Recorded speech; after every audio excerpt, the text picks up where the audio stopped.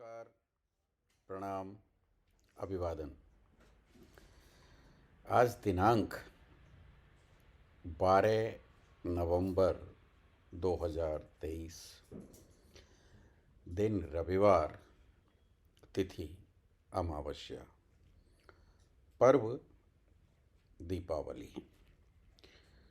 दीपावली जिसे दीपों का पर्व कहा जाता है। दीपावली जिसमें कहा गया कि इस दिन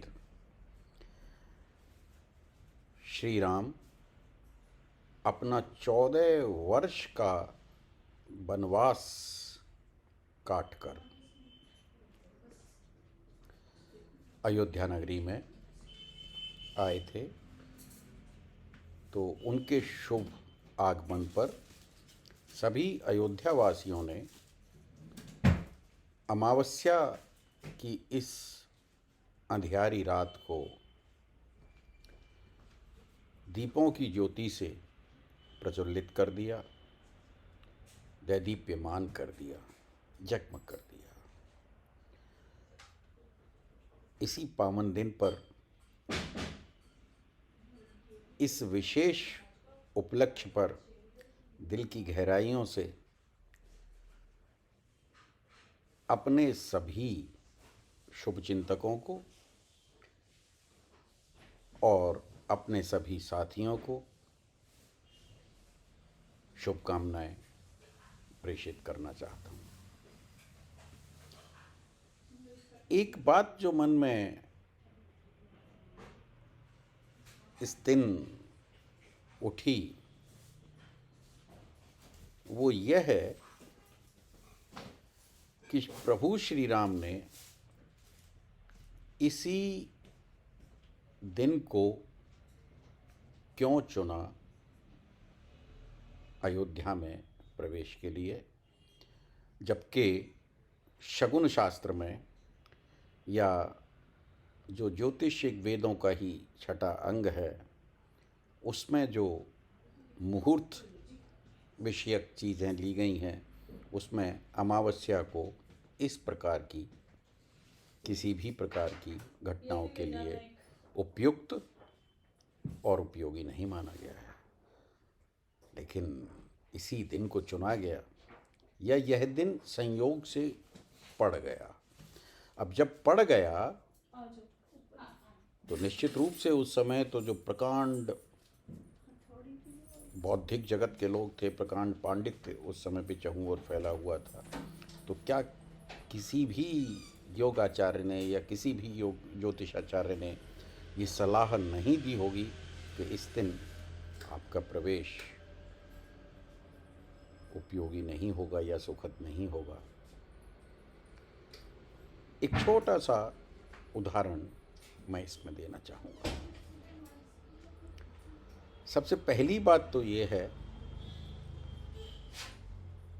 कि जो भी सांसारिक जगत के लिए नियमावली स्थापित की गई या निर्धारित की गई, जो जीव के लिए सुखद जीवन के लिए और जीव के उन्नतमय भविष्य के लिए की गई, उसमें कहीं भी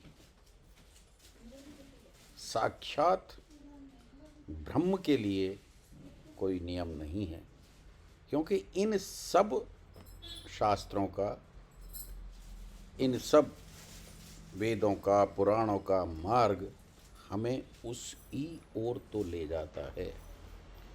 तो जो नियंता है, जो निर्धारक है, उसके लिए कैसे कोई नियम या कैसे कोई शकुन काम करेगा। एक बात तो ये।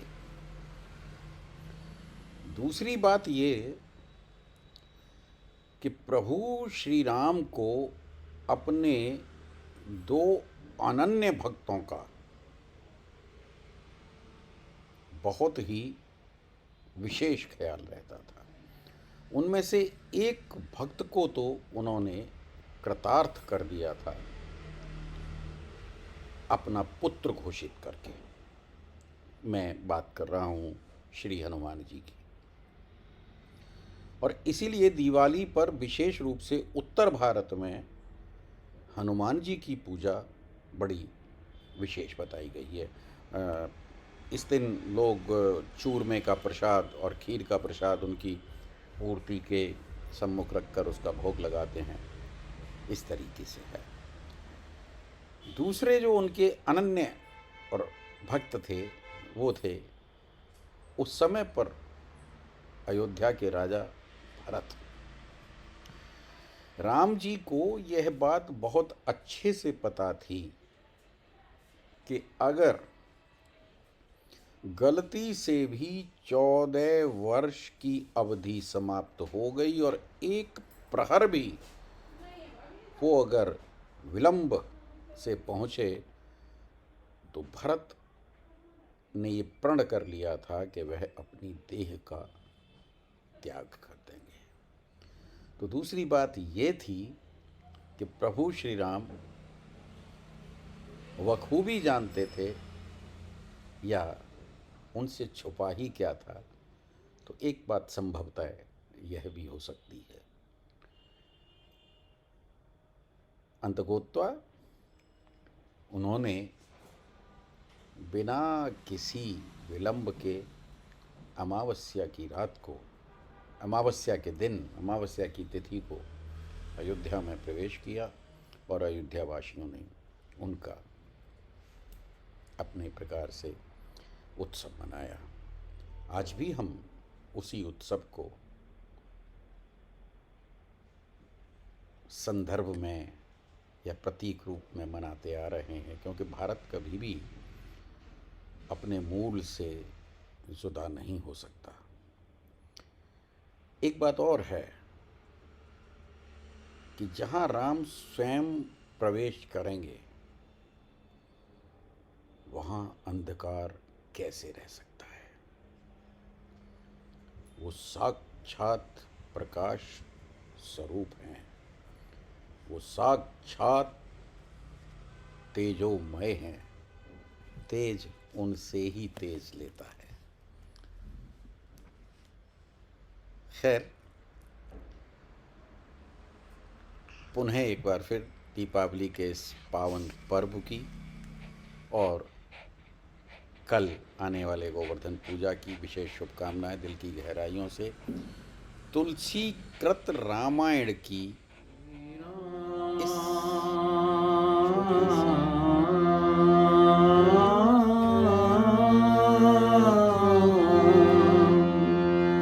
श्री राम